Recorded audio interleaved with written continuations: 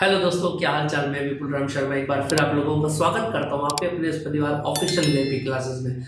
कैसे हैं आप लोग? आशा है बहुत बढ़िया तरीके से अपनी जिंदगी जी रहे होंगे और अपनी तैयारी में लगे हुए होंगे इस सर्दी के मौसम के साथ। ठीक है दोस्तों, चलो जी बात करते हैं आगे के टॉपिक की। देखिए जरा, लास्ट क्लास में मैंने आपको एथेनॉल बहुत अच्छे से करा दिया था। ठीक है, सराबराब के बारे में बहुत सारी चीजें आपको लिखवा दी थी। ठीक है, चलो बात करते हैं आगे। दो ही टॉपिक आपके कंपाउंड आपके सिलेबस में है, इसलिए दो ही हम यहाँ पर स्टडी करेंगे। बाकी 12th में ज्यादा होता है तो वहां पर आप बहुत सारी चीजें पढ़ेंगे। ठीक है, चले बात करते हैं आगे। देखिए दोस्तों, आज का टॉपिक बहुत मजेदार टॉपिक है और एग्जाम्स के अंदर यहाँ से क्वेश्चन आता है बहुत। मैंने जैसा कि मैंने आपको पहले बताया है कि बहुत इजी होती है ऑर्गेनिक केमिस्ट्री। समझ में आ रही है बात या नहीं? बहुत बढ़िया तरीके से कार्बन के कंपाउंड्स पूरे मजे के साथ, बाहुबली कार्बन रहेगा ये मैंने आपको बता रखा है। समझ में आ रही है भैया? समझ क्लियर है ना एकदम बात? बाहुबली कार्बन ही रहेगा, चाहे कोई भी आ जाए सामने। ठीक है, अपने क्षेत्र के अंदर, है ना। चलिए बात करते हैं आगे। सॉरी भाई, देखिए जरा, आज का पॉइंट हमारा और हो जाता है। देखिए जरा, एथेनोइक एसिड, इसका दूसरा नाम क्या होता है? एसिटिक भी, एसिड भी हो सकते हैं। और इसी का एक परसेंटेज होता है सिरका, जो विनेगर जो होता है हमारे घरों में भी यूज किया जाता है, वो इसी का एक पार्टीशन होता है। बस उसमें कुछ परसेंट क्या होता है, ये वाले एथेनोइक एसिड कुछ परसेंट उसके अंदर पाया जाता है, पूरा नहीं होता है। ठीक है, चलिए तो ये क्या है याद रखेंगे आप।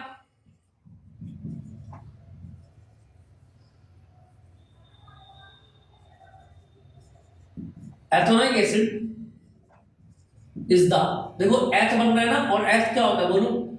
सेकंड होता है। Is the second member of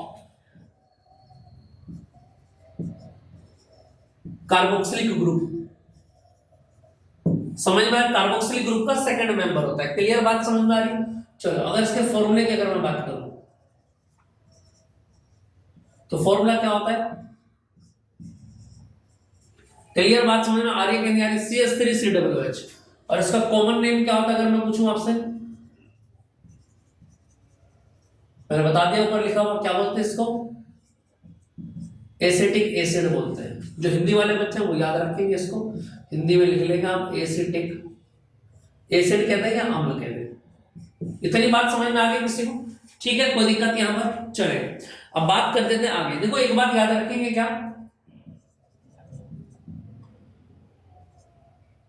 देखो अगर मैं पूछूं आपसे क्या, डाइल्यूट सॉल्यूशन ऑफ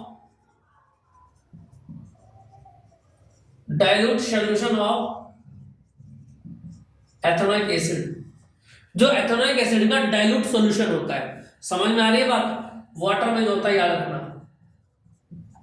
जो वाटर के अंदर एथेनोइक एसिड का डाइल्यूट सॉल्यूशन होता है। समझ में आ रही है? उसी को आप क्या बोलते हैं?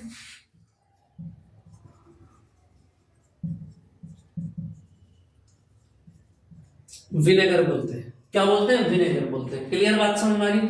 चलिए आगे की बात स्टार्ट करते हैं। अब याद रखना क्या, एक बात यहां से आप ध्यान रखेंगे,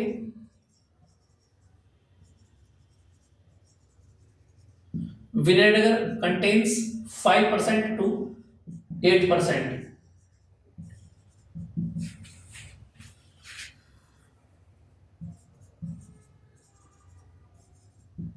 एथेनोइक एसिड। आ रही है कि नहीं आ रही है बात? समझ, इस बात पर इस तरह लगा लेना, एग्जाम में पूछ लिया जाता है, विनेगर से क्वेश्चन एग्जाम के अंदर आ जाता है भैया, याद रखना। तो क्या होता है, 5% to 8% क्या होता है इसमें? एथेनोइक एसिड होता है। कंप्लीटली नहीं होता है, केवल इतना परसेंटेज के अंदर क्या पाया जाता है? एथेनोइक एसिड, एसिटिक एसिड इसके अंदर मिलता है। क्लियर बात समझ में आ रही है? चलिए आगे बात समझ में। और याद रखना क्या, ये जो परसेंटेज मिलता है इसमें, इट इज यूज्ड एज, ये कहां पर यूज किया जाता है? याद रखना, पिकल्स में यूज किया जाता है, पिकल्स को बनाने में, मैन्युफैक्चर ऑफ पिकल्स। ठीक है, वहां पर इसका क्या, इसका इसी सिरके का यूज किया जाता है। आम का अचार, करौंदे का अचार। समझ में आ रही है बात? ठीक है, नहीं हमारी दादी थी वो करौंदे का अचार डालती थी, हमारे घर में ही करौंदे का पेड़ था, तो बहुत ही मजेदार स्वाद उसमें आता था। समझ में आ रही है बात? अब तो दादी नहीं है तो अचार भी गायब हो गया। चले अब देखें आगे, इतनी बात क्लियर हो गई आपको? तो पिकल्स में क्या यूज किया जाता है? एथेनोइक एसिड यूज किया जाता है। और इसी एथोनिक एसिड में सॉरी विनेगर यूज किया जाता है और इसके अंदर एथोनिक एसिड का कितना परसेंटेज होता है याद रखेंगे 5% to 8% इसके अंदर होता है। क्लियर है? चलो अब इसकी फिजिकल प्रॉपर्टीज हम देख लेते हैं। इसी की फिजिकल प्रॉपर्टीज क्या क्या होती है देखेंगे जरा।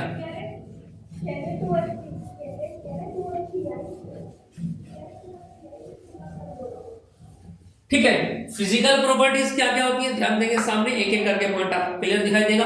नंबर 1 की अगर हम बात करें तो सॉल्ट टेस्ट होता है, खट्टा होता है एंड स्मेल ऑफ विनेगर। सिरके की स्मेल आती है। सिरका सूंघा होगा ना आपने, नहीं सूंघा तो आज जाके सूंघ लेना, घर में रखा होगा आपके, पता लग जाएगा कि एथोनिक एसिड कैसा होता है। ठीक है, चलो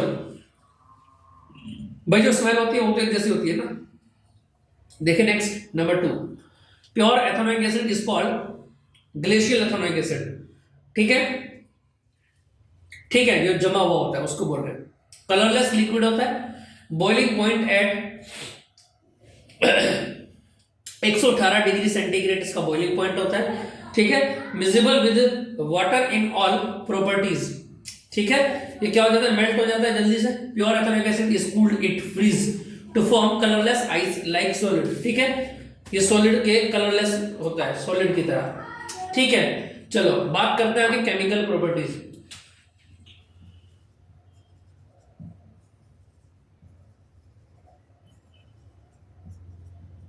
देखो केमिकल प्रॉपर्टीज के अंदर देखो जितनी भी रिएक्शन यहां पर होती है उन रिएक्शन का थ्योरी तो लिख सकते हैं ना।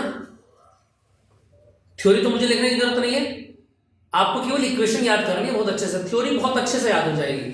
करनी भी कैसे मैं आपको बताता हूं। देखो जैसे मैं अगर यहां पर बात करूं क्या देखेंगे ना, फर्स्ट पॉइंट यहां पर आ जाता है क्या, reaction with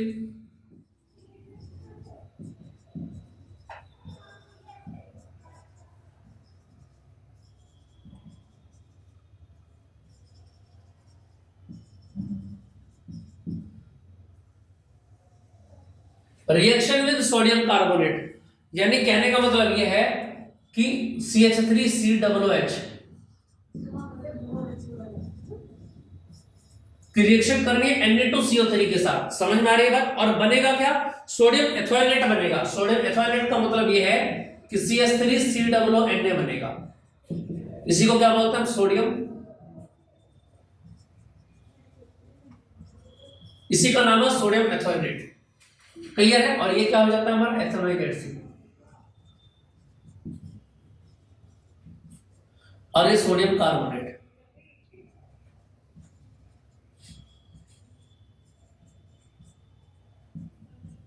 sodium carbonate. Clear बात समझ में आ रही है? और इसके साथ साथ में और क्या बनेगा देखो ध्यान रखना, कार्बन डाइऑक्साइड भी निकलेगा और H2O भी निकलेगा। क्लियर बात समझ में आ रही है? अब यहां से थोड़ी सी बातें चेंज हो जाती है। इक्वेशन को अगर मैं बैलेंस करूंगा तो कैसे करूंगा देखना यार, 2CH3COOH और यहां पर भी क्या आ जाएगा 2CH3COONA, CO2 निकल जाएगा और H2 अलग निकल जाएगा। समझ में आ रही है बात या नहीं? और यहां से आ जाएगा सोडियम एथोनेट। कॉमन नेम अगर मैं पूछूं आपसे, कॉमन नेम ऑफ, ये एग्जाम में पूछ लिया था, नोट करके लिख लेंगे इस इक्वेशन के नीचे। Common name of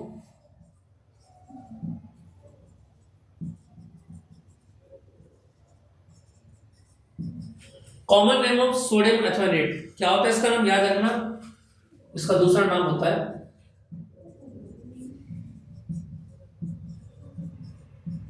sodium acetate, भी इसका दूसरा नाम होता है। क्लियर बात समझ में आ रही? तो रिएक्शन विद सोडियम कार्बोनेट आपको क्लियर हो गया। इसको एक्सपेरिमेंटल तौर पर भी मैं आपको बताऊंगा, अभी पहले इसको समझ ले। पहले आप कहने का मतलब ये है कि एथेनोइक एसिड में कुछ पार्टिकल, आप कुछ ग्राम पार्टिकल आपको डालने Na2CO3 के। जब इसको आप डालेंगे और हीट करेंगे तो याद रखना किसी भी टेम्परेचर के ऊपर, तो यहां से दो चीजें बहुत जल्दी निकलनी, तो कार्बन डाइऑक्साइड निकलना है, इसको याद रखेंगे आप, कार्बन डाइऑक्साइड और जल भाप बनकर जोड़ जाएगा। बाकी जो बचा हुआ कंपाउंड होगा उस कंपाउंड को आप क्या बोलेंगे, CH3COONA, इसका नाम क्या है, सोडियम एथोनेट है। ठीक, और इसी का अदर नेम क्या होता है, सोडियम एसीटेट, भी इसी का नाम होता है CH3COONA। क्लियर बात? अब याद रखना, जब भी आप किसी कार्बोक्सिलिक का नाम बनाओगे तो लास्ट में जो पार्टिकल होता है उसका नाम पहले आता है और बाकी सारा CH3COO क्या होता है, एथोनेट होता है। याद रखना CH3COO ये माइनस का होता है और इसी को क्या बोलते हैं आप,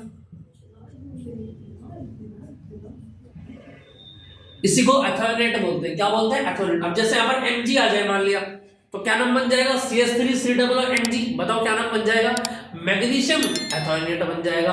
या यहां पर आ गया CH3COOAl, एल्यूमिनियम आ गया, तो क्या नाम बन जाएगा, एल्यूमिनियम एथोनेट। समझ में आ गई बात आपको, ये कार्बोक्सिलिक ग्रुप का नाम लिखने का तरीका होता है, ये ध्यान रखेंगे आप। चले, इतनी बात आपको क्लियर हो गई होगी। अच्छा, इसके एक्सपेरिमेंटल की अगर मैं बात करें, अगर इसके एक्सपेरिमेंटल तरीके की मैं बात करूं आपको, तो देखना जरा, आपको यहां पर साइड में डायग्राम दिखाई दे रहा होगा, इसको मैं थोड़ा सा रफ कर देता हूं।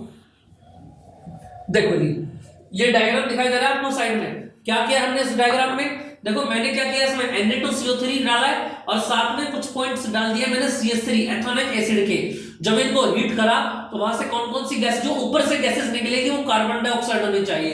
अगर ऊपर से निकलने वाली गैस कार्बन डाइऑक्साइड है तो नीचे बचा हुआ बीकर में जो है वो क्या होगा, सोडियम एथोनेट होगा। समझ में आ गई बात, ये एक्सपेरिमेंटल इसका प्रूफ होता है। चलो, ये बात क्लियर हो गई होगी आपको। चलिए आगे लिखो जी। अब नेक्स्ट बात देखते हैं, number 2।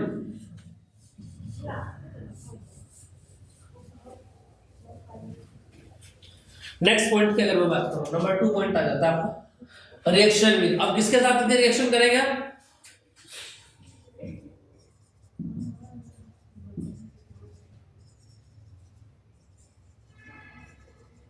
Sodium hydrogen carbonate, sodium bicarbonate भी इसको बोल दिया जाता है। क्लियर है। देखिए जरा, अगर मैं बात करूं यहां से क्या बनेगा, CH3 CH और ये क्या बनेगा, NH CO3। क्लियर आ रही है कि नहीं आ रही बात समझ में, है ना। और इसके जब आप रिएक्शन करेंगे तो क्या बन जाएगा, बोलो, CO2 अलग निकल जाएगा और H2O अलग आ जाएगा। क्लियर है। अब बचता क्या क्या है उसको आप नोट करके लिख देंगे। बताओ जरा क्या बनेगा, CH3COONA। समझ में आ गया। इसको भी आप क्या बोलते हैं, सोडियम एथोनेट ही बोलते हैं। याद है ना आपको, सोडियम एथोनेट, इसको आप क्लियर कर लेंगे। आगे बात समझ में नहीं आ गई, जल्दी से इसको नोट कर लें। स्क्रीनशॉट लेना चाहे स्क्रीनशॉट ले सकते हैं। क्लियर है। चलो, इतनी बात आपको समझ में आ गई होगी। अब इससे आगे की बात को करते हैं। देखें जरा, नंबर 3 पॉइंट देखते हैं, इसी की रिएक्शन। इक्वेशन नंबर 3 की अगर मैं बात करूं तो देखेंगे यार, इक्वेशन नंबर 3 यहां पर क्या आ जाता है। अब इसी की आपको रिएक्शन करनी है, एथोनिक एसिड की रिएक्शन करनी है आपको सोडियम हाइड्रोक्साइड के साथ। देखना यार, अगर यहां से मैं इसको देखूं,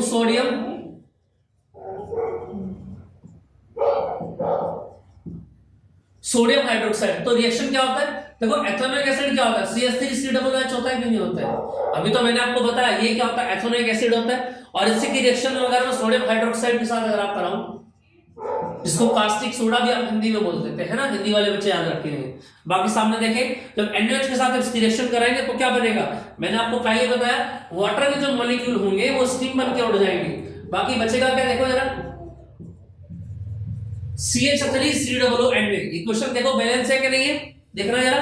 और ये CH3COONA का जो नाम है वो क्या नाम मैंने रखा है, मैंने रखा है सोडियम एथोनेट। सोडियम एथोनेट। क्लियर है कि नहीं है, बताओ जरा। इतना सब। अब देखो इसकी जो थ्योरी है वो थ्योरी आप लोगों को कैसे लिखनी है, पहले मैं इसकी थ्योरी को आपको लिखना अच्छे से बता देता हूं। इसमें ज्यादा कुछ आपको झमेला नहीं करना है, सीधा सीधा बात बतानी है। जो जो आपने देखा है सामने, आपने क्या लिया है, एक बीकर में CH3COOH लिया है, जिसका नाम क्या होता है, एथेनोइक एसिड होता है। और इसको उठा के मिक्स कर दिया किसके साथ में, सोडियम हाइड्रोक्साइड यानी NaOH के साथ में। जब मिक्स करके आप इसको हीट प्रोवाइड कराएंगे तो ये कन्वर्ट हो जाएगा। जब किसी चीज को गर्म करते हैं तो क्या होता है, जो पानी उसके अंदर होता है वो भाप बन के उड़ जाता है और सारा का सारा H2O क्या होता है, बाहर निकल जाता है। क्लियर है। और बचेगा क्या, CH3COONA यानी कि सोडियम एथोनेट यहां पर बचेगा। क्लियर है। चलो अब बात करते हैं नेक्स्ट, नंबर 4 देखेंगे यार। अब इसकी रिएक्शन किसके साथ कराएंगे, अगर मैं पूछूं आपसे, ये रिएक्शन बहुत ज्यादा इंपॉर्टेंट है, एग्जाम में आती है। देखो जरा, रिएक्शन विद, ये देखो ये रिएक्शन 3 तरीके से काम करेगी। जब अल्कोहल आपने पढ़ा था, है ना, एथेनॉल, वहां पर भी ये काम आया था। क्यों, क्योंकि ये दोनों की रिएक्शन है। यानी कहने का मतलब ये है कि एथेनोइक एसिड क्या होता है, बोलो, CH3COOH। और इसकी रिएक्शन कराएंगे हम किसके साथ में, अल्कोहल के साथ में, यानी एथेनॉल के साथ में। ये एथेनॉल हो गया और ये क्या बनेगा, एथेनोइक एसिड बनेगा। अब इन दोनों के जब आप रिएक्शन करेंगे तो क्या बनेगा, यहां से बहुत जबरदस्त चीज बनेगी। सबसे पहले H2 आप निकाल देंगे और क्या बनेगा, CH3 COO C2H5। समझ में आया कि नहीं आया? और इसी का नाम क्या होता है, अगर मैं इसका नाम पूछूं आपसे तो देखना जरा, ये क्या बन जाएगा, C2H5 इथाइल, और ये क्या बन जाएगा, एथोइनेट। भाई CH3 COO का नाम तो फिक्स है ना, एथोइनेट। मैंने क्या कहा था, जो आखिर में लिखा रहेगा उसका नाम आगे Na है तो सोडियम, Mg है तो मैग्नीशियम, लेकिन ये क्या है यहाँ पर C2H5 है। और C2H5 बच्चा लोग हमने बचपन में पढ़ा था कि C2H5 क्या मतलब होता है इसका, CH3 या CH2, या तो ये कह दो या ये कह दो, और दोनों के नाम क्या होते हैं, इथाइल होते हैं। दोनों के नाम क्या होते हैं, इथाइल होते हैं। समझ में आ गई बात, ये इथाइल एथोनेट बनेगा, और इसी को आप क्या बोलेंगे, ईस्टर बोलेंगे। क्या बोलेंगे, ईस्टर। इसी का नाम ईस्टर भी होता है। क्लियर है कि बात समझ में आ रही है कि नहीं आ रही है बात समझ में? ठीक है। और याद रखना क्या, अगर मैं यहां से बात लिखूं, this process is also called esterification. क्या बोलते हैं इसको, हिंदी में बोलते हैं एस्टीकरण, और अंग्रेजी में बोलेंगे एस्टरिफिकेशन। क्लियर बात समझ में आ रही है? अब अगर बात करें ईस्टर की, तो एक बात यहां से याद रखेंगे, क्या, अगर मैं पूछूं आपसे ईस्टर यूज कहां पर किया जाता है, तो याद रखना वोलेटाइल लिक्विड में यूज किया जाता है। जो वोलेटाइल लिक्विड होते हैं हमारे, उसमें ये यूज किया जाता है। समझ में आ रही है बात? और किस लिए यूज किया जाता है, हैविंग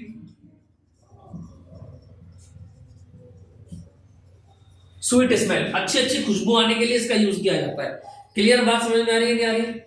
ठीक है, अच्छी जो खुशबू होती है, प्लेजेंट जो स्वीट स्मेल होती है, उसके लिए इसका यूज किया जाता है। बाकी इसके अलावा ईस्टर कहां पर यूज किया जाता है,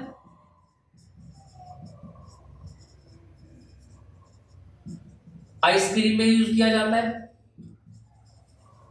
कोल्ड ड्रिंक में इसका यूज किया जाता है। समझ में आ रहा है? इन सभी चीजों में ईस्टर का यूज किया जाता है। और बाकी जितने भी क्या होती है, एंड जितनी भी स्वीट्स होती है, सभी में ईस्टर का यूज किया जाता है। आ रही है कि नहीं आ रही है बात समझ में, बताना जरा। क्लियर बात समझ में आ रही है यहां तक, कोई दिक्कत किसी को? चले आगे, इससे आगे की बात को नोट करते हैं। प्रॉपर्टीज तो लगभग लगभग इसकी हो गई, इसके कुछ यूजेस देख लेते हैं। ठीक है भैया, एस्टरिफिकेशन मोस्ट टॉप का क्वेश्चन था, ये याद रखना है ना, एग्जाम में डायरेक्ट भी पूछ लेता है कि दोनों के रिएक्शन कराने से क्या मिलेगा। आगे बात समझ में नहीं आ गई? क्लियर बात समझ में आ गई? ठीक है। अब एक चीज याद रखना, क्या, हाइड्रोलाइसिस ऑफ ईस्टर। जब ईस्टर का हाइड्रोलाइसिस करते हैं, क्लियर बात समझ में आ रही है, तब वो प्रोसेस आपका क्या कहलाता है,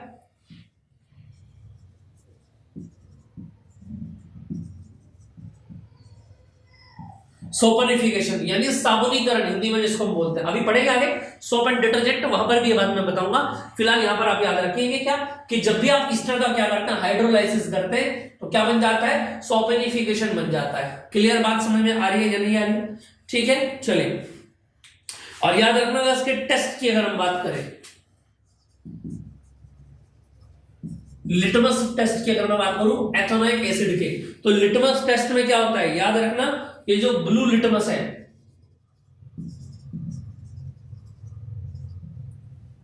जो ब्लू लिटमस का पेपर होता है, इसमें डालने पर क्या हो जाता है, टर्न हो जाता है रेड में, टर्न इन रेड, यानी अपने सॉल्यूशन को कन्वर्ट कर देता है। क्लियर बात समझ में आ रही है कि नहीं आ रही? चलिए, अब इसके कुछ यूजेस देख लेते हैं, देखेंगे यार। अगर मैं बात करूं यहां से,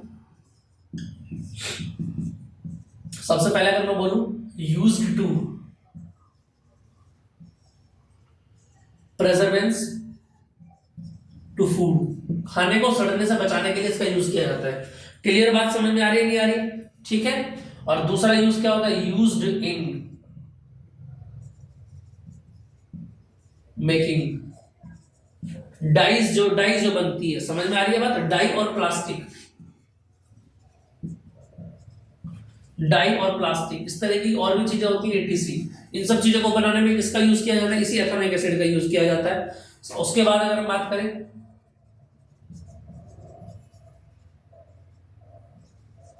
अगर मैं पूछूं आपसे, मैं मैन्युफैक्चर ऑफ एसीटोन, एसीटोन को बनाने में भी इसका यूज किया जाता है। आ रही है कि नहीं आ रही है बात समझ में? ठीक है, और याद रखना ईस्टर इन परफ्यूम, ईस्टर भी एसी का पार्ट होता है और वो कहां पर यूज किया जाता है? परफ्यूम्स एंड स्वीट्स में। क्लियर बात समझ में आ रही है क्या नहीं आ रही है? यहां तक की बात समझ में आ गई? आई होप आपको चीजें समझ में आ गई होंगी, इतनी बातें क्लियर होंगी।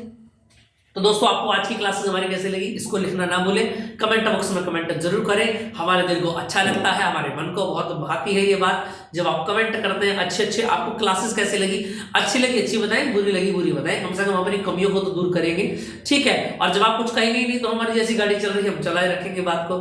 ठीक है, चलिए बात करते हैं नेक्स्ट क्लास में, मिलते हैं एक बेहतरीन से टॉपिक के साथ। सिलेबस की कोई चिंता नहीं करेगा, बायो में क्या मैं आपको लेकर आऊं स्पेशल जल्दी बता देना, तो मैं एकदम से पटाखा लेकर आ जाऊंगा।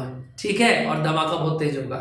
ठीक है, तो बच्चों फिर मैं आपसे भी ये रिक्वेस्ट करता हूं कि बायो में आपको क्या चीज पढ़नी है वो मुझको बता दें, मैं उसी के ऊपर डीप से डीप इंफॉर्मेशन आपके लिए लेकर के आऊंगा। आपके एग्जाम के पर्पज से मिशन 2023 अपने माइंड में रखना है। ठीक है बच्चा, मिलते हैं नेक्स्ट क्लास में। जय हिंद जय भारत।